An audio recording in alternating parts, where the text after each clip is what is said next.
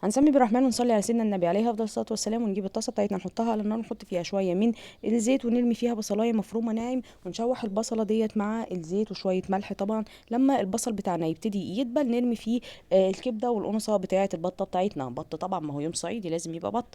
نشوح كده كل الكبد والقوانص مع البصل. لما لونها يتغير وتبتدي تدخل في التسويه كده، نجيب نص كوبايه من الرز المصري ونحطها بقى عليهم، ونبتدي نقلب كده الرز مع الكبد والقوانص، ونحط طبعا شويه من الفلفل. وبعد ما شوحنا الرز مع الكبد والقوانص، نجيب بقى نص كوبايه من الميه السخنه ونحطها على الرز دوت. ليه؟ عشان احنا عايزين نسوي الرز دوت يعني نص تسويه تلت تسويه، يعني ندخله في التسويه شويه علشان لما هيبقى في البطه بتاعتنا صغيره، هتستوي بسرعه، يبقى الرز جواها ناشف. فانا عايزه الرز يبقى مستوي جوه والدنيا حلوه تمام.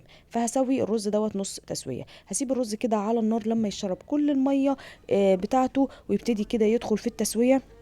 زي ما قلنا دي مش تسويه كامله، ده نص تسويه كده، يعني بدبل الرز شويه. بعد ما تشرب الميه بتاعتي وبجيبه بقى، واجيب البطه بتاعتي مغسوله ومتنضفه ومتملحه ومتظبطه تمام التمام.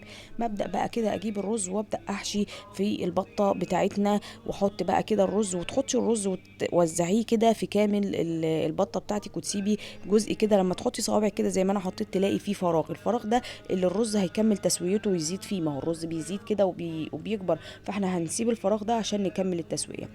عندي ماما ربنا يديها الصحه كانت تمسك الجزء دوت وتخيطه كده، وعندها ابره وخيط بتوع الطيور مخصصاهم لكده، بس انا مش هخيط ولا هعمل الجو ده.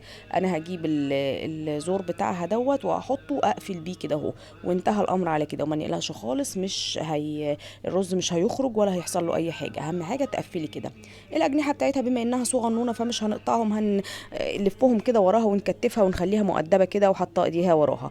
ونمسك الرقبه بتاعتها نحشيها بشويه من الرز، وده بقى شكل البطه بتاعتنا بعد ما اتحشت شكلها حلو جدا. بجيب الحله بقى واحطها على النار، واحط فيها شويه من المي المغليه، وانزل فيها بالبطه ديت، وشويه بقى من الملح والفلفل والحبهان والتوابل بتاعتنا بقى كده عشان نتبل الشوربه بتاعتنا وتبقى حلوه. واسيب البطه ديت لما تستوي تماما.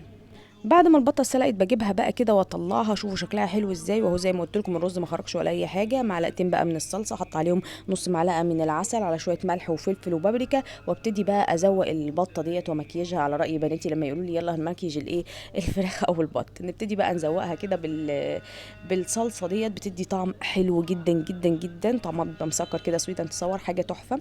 نزوق كده البطه كده وندهنها وندخلها تحت الشوايه، ونسيبها كده تحت الشوايه لما تاخد اللون الجميل وتتحمر كده وتبقى جهزت معانا. كمل بقى يومي الصعيدي، واجيب حله واحطها على النار، واحط فيها شويه من شوربه البط واسيبهم يغلوا على النار كويس، واجيب شويه من الملوخيه الناشفه اللي هي ناشفه ديت، شايفينها عامله ازاي، هي دي، وبنزل بقى بيها على الشوربه ديت. ولازم الشوربه تكون بتغلي كويس جدا، وايد تحط كده وايد تقلب بالمضرب اليدوي لحد ما احط كل كميه الملوخيه ديت، واوصل لقوام شبه الملوخيه الخضراء عادي جدا. واركنها بقى على جنب، واجيب طاسه واحط فيها شويه من الكزبره الناشفه على فصين كده من الثوم حلوين، وابتدي اقلب الثوم دوت مع الكزبره لما يتشوح تماما وياخد معايا اللون الذهبي اللي بنعمله للملوخيه الخضراء عادي جدا.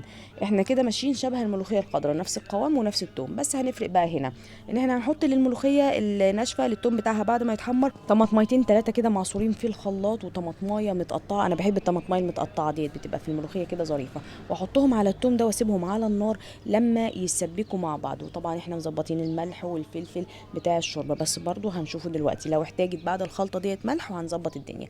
بعد ما الثوم دوت يسبك كده وقصر وطلع كل الفقاعات اللي فيه، باخد بقى الخلطه ديت واضيفها على الملوخيه واحطها على الملوخيه، واظبط الملح والفلفل زي ما قلنا، واسيبها بقى تغلي كده مع بعضها شويه. لما تغلي كده مع بعضها واللون بقى بتاع الطماطم ظاهر كده في الملوخيه وشكلها كده اختلف كده، انا بقيت جاهزه عندي الملوخيه الناشفه، الملوخيه الصعيدي، الملوخيه الشتوي، حاجه كده بجد تجنن.